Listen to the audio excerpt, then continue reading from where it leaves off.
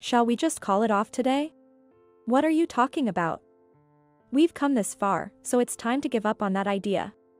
Bob, unusually hesitant about his checkup today. While persuading him, I ponder whether it's normal to be nervous facing a new doctor for the first time. As we were talking, Bob's name was called, and I helped him as we headed to the examination room. Linda, please wait outside for me. But I've always been a bother, so just take a break while I'm getting examined. With those words, I was sent out of the examination room. While waiting in the waiting room, after a while, Bob returned, escorted by a nurse. Are you Bob's wife? Please come this way. For some reason, only I was called by the nurse to a different room. Is there something wrong? In the separate room, I tentatively asked the doctor. Go to the police immediately. What? At this rate. I was stunned by the words that came out of his mouth. And so, I quickly took action. My name is Linda. I'm a 28-year-old part-time housewife. I have a husband, Bob, and an 8-year-old daughter, Emily. However, Emily and I are not related by blood. I'm in my first marriage, but Bob has been married before, and Emily is his child from that relationship. Are you sure it's okay? I already have a child, and on top of that, I'm also. Bob hesitated as he spoke, and I responded with a smile, don't worry about it. Bob is blind. Apparently, he used to see but became blind while protecting his ex-wife in an accident. I met him through my job. I draw webcomics, and one day, I received a request, could you draw this story? It was a novel written by Bob. I wanted everyone to know that there are things a blind person can still do. Plus, I need to work to support Emily. That heartfelt content was about his life after becoming blind. Moved by his story, I was delighted to turn it into a comic. Then, the editor contacted me, saying, the author of the novel would very much like to meet you, and we arranged to meet at a cafe. Accompanied by Emily, he arrived. He smiled gently, a serene presence, and I was quickly drawn to him. I want to be your help too. I want to be your eyes. I've wanted to be with you for a long time too. I love your voice, it's very comforting. He told me he fell in love with my voice, and that's how we started dating. Hey, Emily, would it be okay if I became your mom? Yes. With Emily's approval, we decided to get married. My parents were concerned about Bob being blind and having a child. But if that's what you've decided, we'll support you. That's right. But remember, you can always come back home if you need to. Eventually, they came around to supporting me.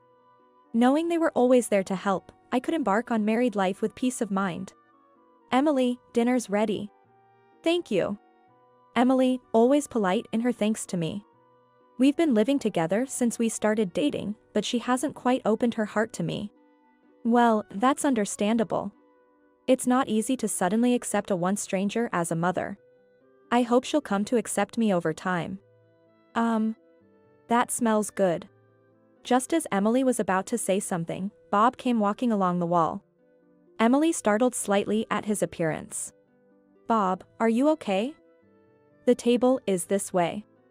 I'm concerned about Emily, but for now, I attend to Bob. See you later. In the meantime, Emily went off to elementary school.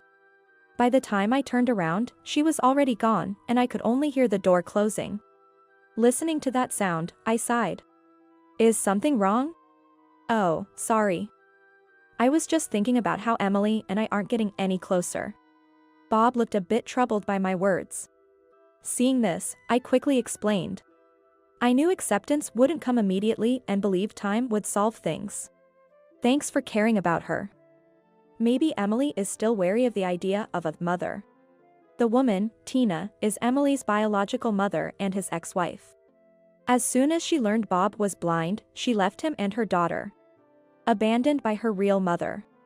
That might be why Emily is wary of me trying to be her new mother too. That's what Bob suspects.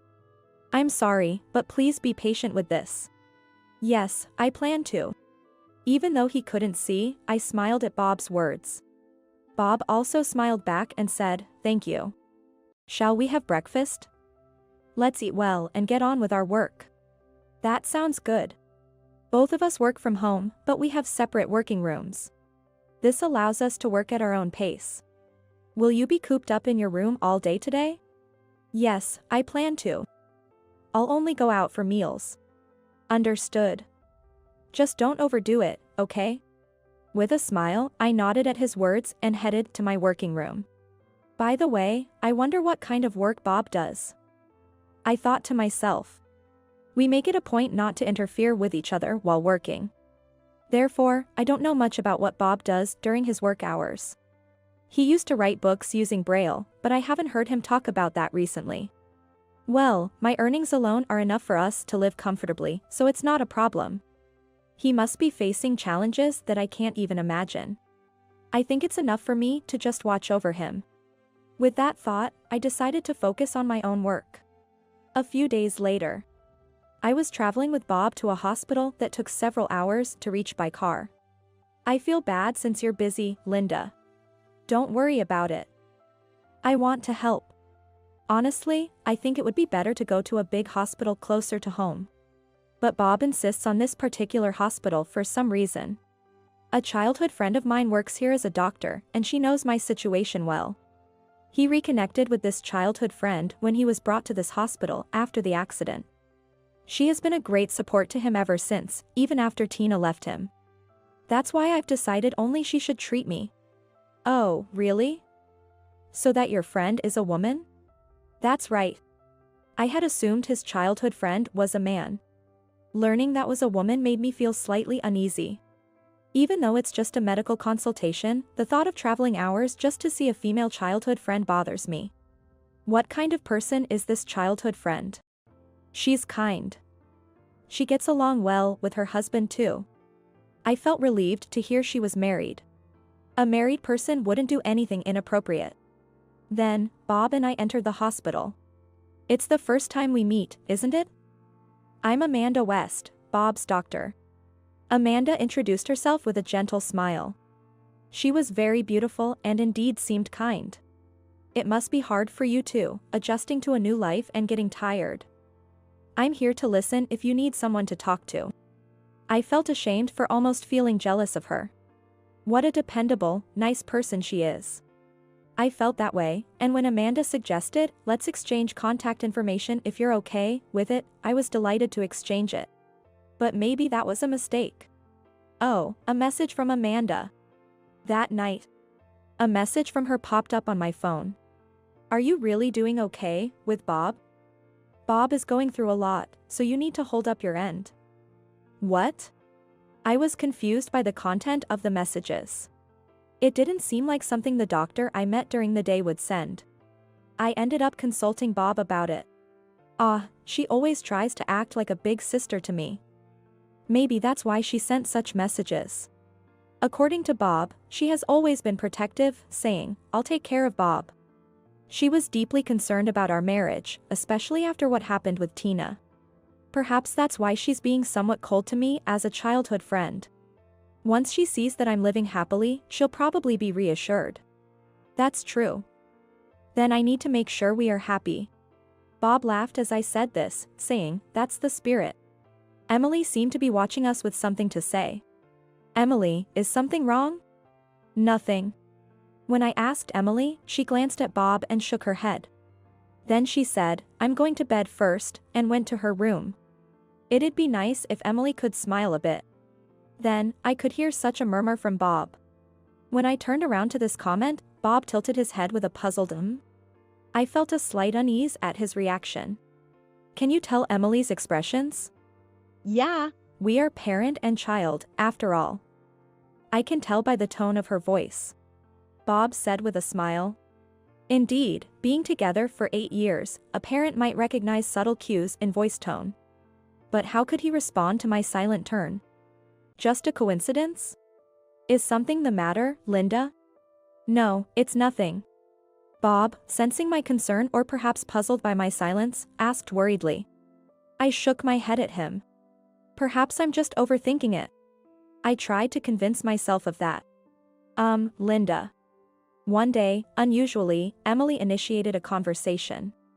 Surprised, I managed to smile, making sure she didn't notice my astonishment. What's up? This is for when Dad isn't around, she said, handing me a piece of paper. As I took it, she instructed, please make sure Dad doesn't see it, then hurried away. I heard the front door close, so she must have gone outside. I think she mentioned going to a friend's house. What's this? The paper had a series of numbers written on it. Linda? Has Emily already left? As I pondered the meaning of the numbers, Bob called out to me.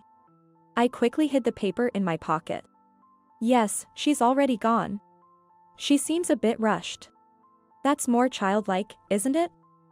I hope she acts that way around me someday. Bob chuckled at my words, that would be nice. He seemed unaware of what I had hidden. What's up with you? Aren't you off today?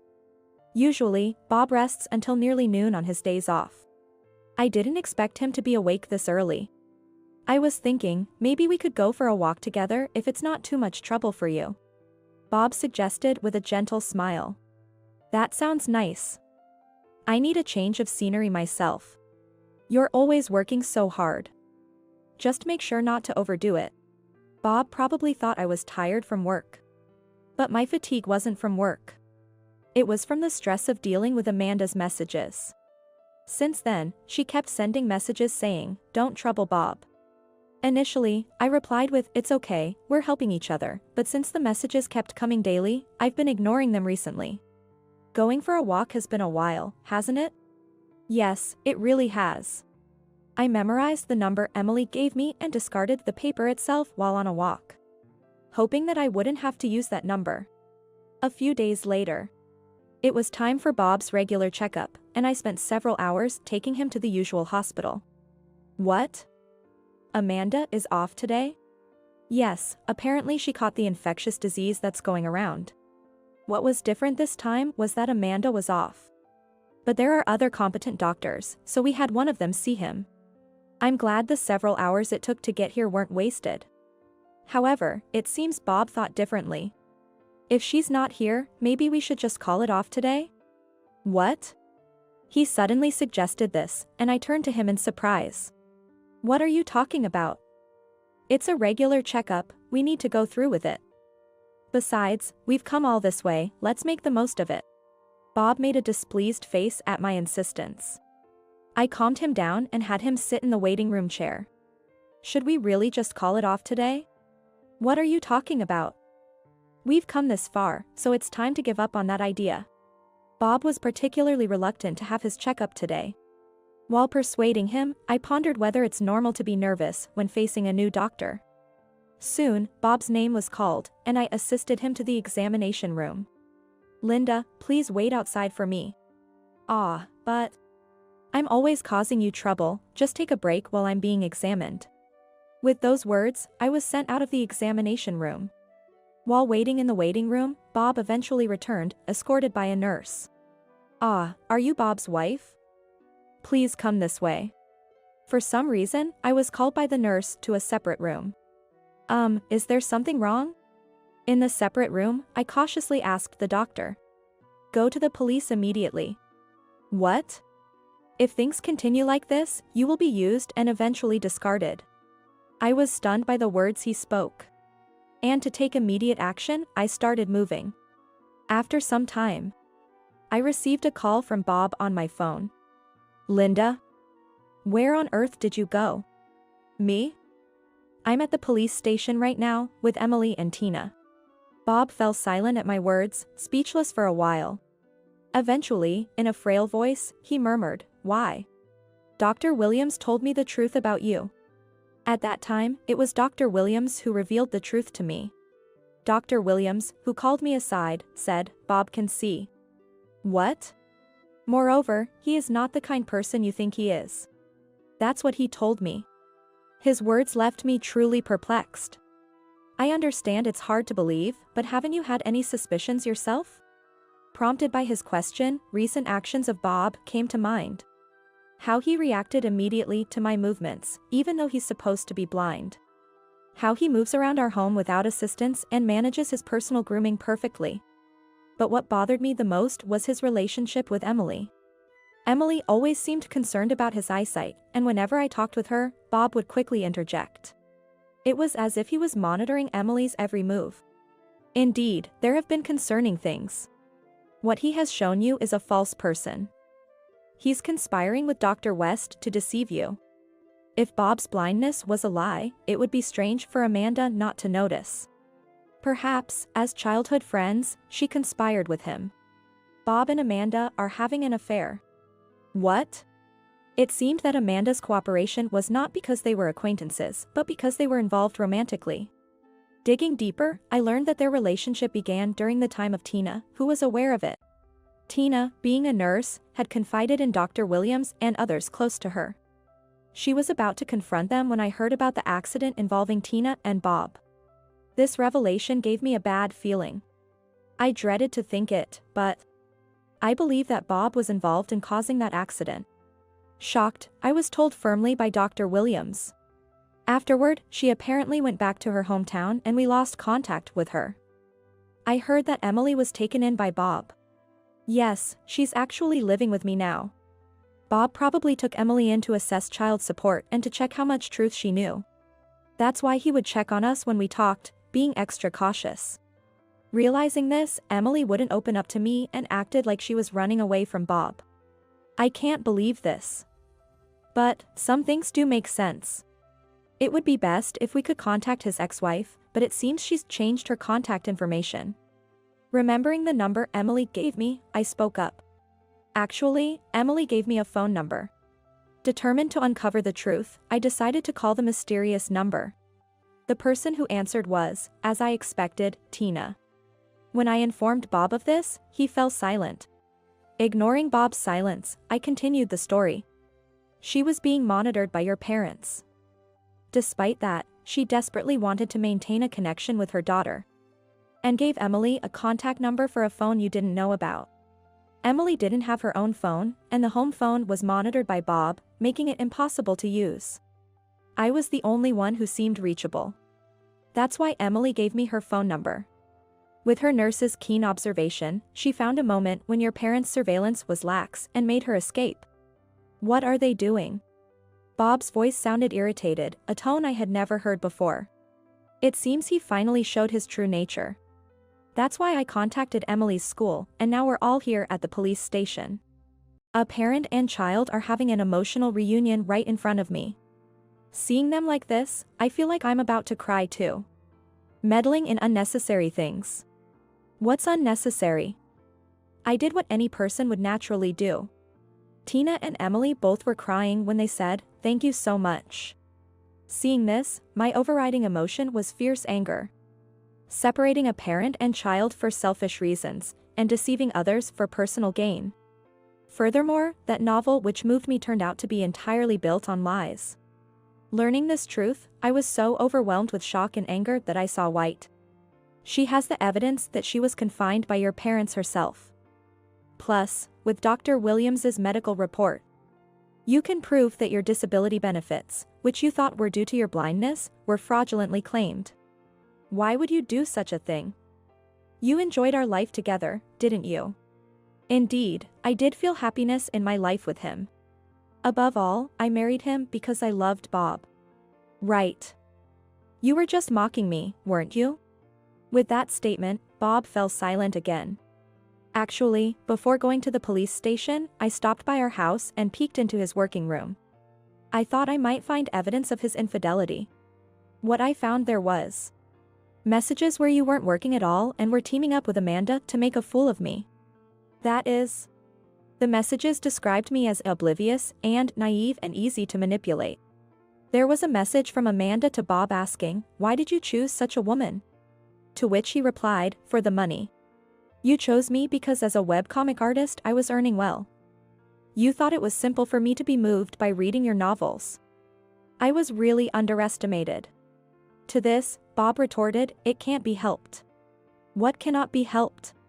As I pondered this, he began to speak unasked. I didn't want to do this either, but I really needed the money, and the only person I truly love is you, Linda. Do you think I can believe that now, after you even planned to get rid of me? What? You saw that too? Yes, besides the messages with Amanda, he had made plans to get rid of me. Bob, who had been living a life of luxury without working by taking the wealth from his ex-wife. Unable to forget such a lifestyle, he found a new source of income in me. A webcomic artist with a good income, and since I work from home, it was easy for Bob to keep an eye on me.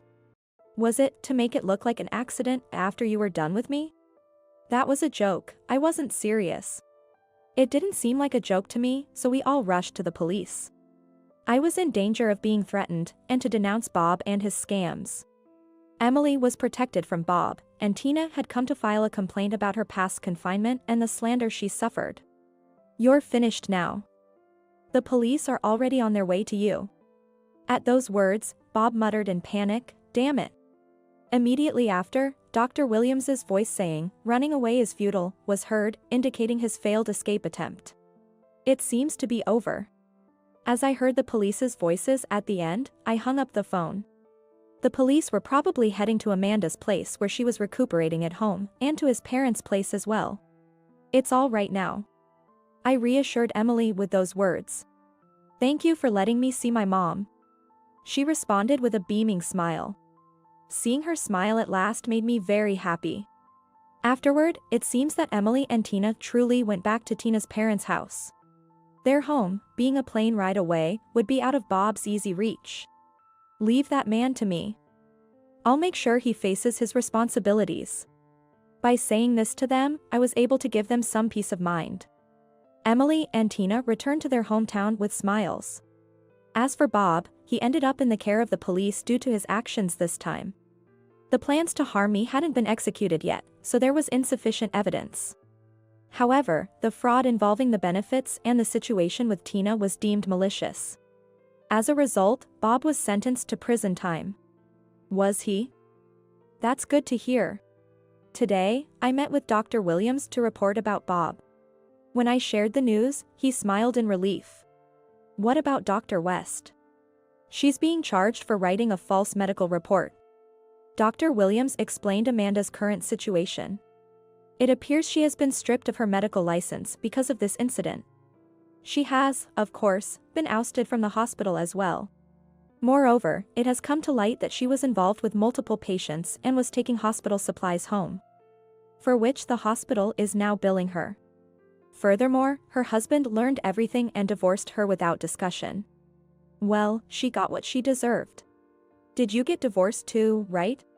Yes, of course. My divorce from Bob was also finalized successfully. We had a lawyer mediate, and I've blocked all contact with him. Thanks to that, I was able to get divorced without having to see him.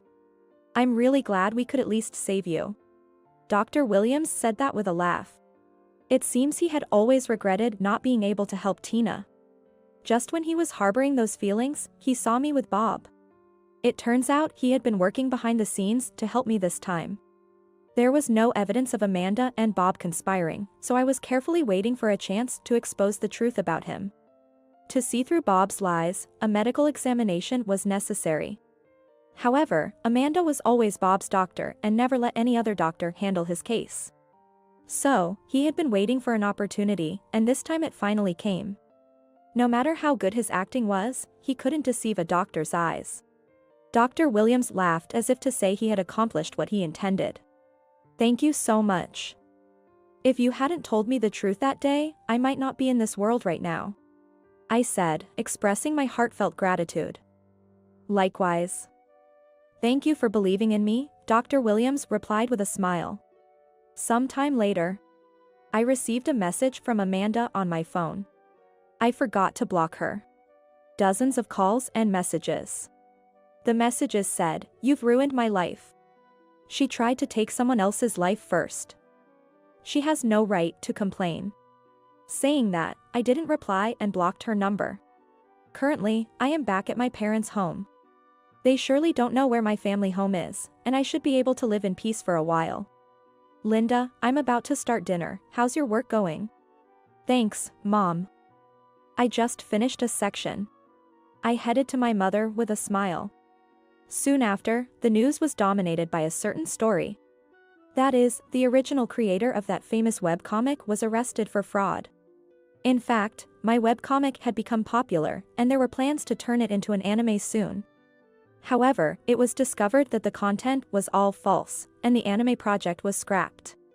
Because of that, I was criticized to some extent as the author of the webcomic. Nonetheless, since the editors and the hospital defended me, I am now seen as the deceived party and am receiving sympathy. When Bob gets out, he'll have nowhere to go. He has deceived everyone around him for so long. I hope he fully experiences the consequences of his actions. Several years after that incident. Although I had already moved out, I came back home for a small errand. Just then, the doorbell at my parents' house rang. Yes. It's been a while, Linda. I've come to pick you up. Standing there was Bob, who had stopped pretending to be blind. I was relieved. I checked the monitor before opening the door. He started explaining his situation without being asked. He was arrested because of the incident with Tina, had to borrow money to repay the disability benefits. And his parents had moved away after being shunned by their neighbors, so he couldn't return home. The only person I have left is you, Linda. Shall we try to be happy together? I refuse. I firmly rejected his plea. Bob looked hurt. As if he was trying to position himself as the victim, which irritated me. It's your fault this happened. Don't you think about taking responsibility? I don't see why I should. I have no responsibility here. It's all the result of your own actions, isn't it? But, despite my rejection, Bob tried to cling on.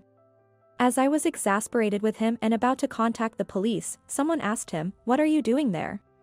Bob turned around in surprise. "Ah, you are that doctor." There stood Dr. Williams and my parents, all looking angry.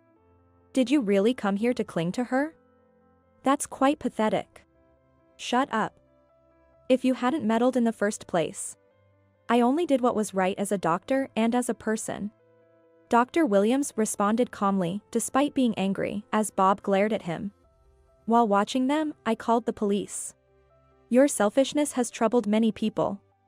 If anyone should take responsibility, it's you. Damn it. Bob tried to lash out at Dr. Williams. Enough of this. However, he was stopped by my father. My father, who had learned wrestling in the past, easily subdued Bob, who had neglected physical activity due to his years of feigned blindness. Damn. Let me go. Bob shouted, but my father did not let go until the police I had called arrived to take him away. Linda, are you all right? Yes, thank you. I answered with a smile to Dr. Williams, who looked concerned after Bob was taken away. He smiled back, reassured. He really rushed over as soon as he saw that guy. Really? I can trust him with you. My parents said, watching us with a smile. Indeed, we were engaged.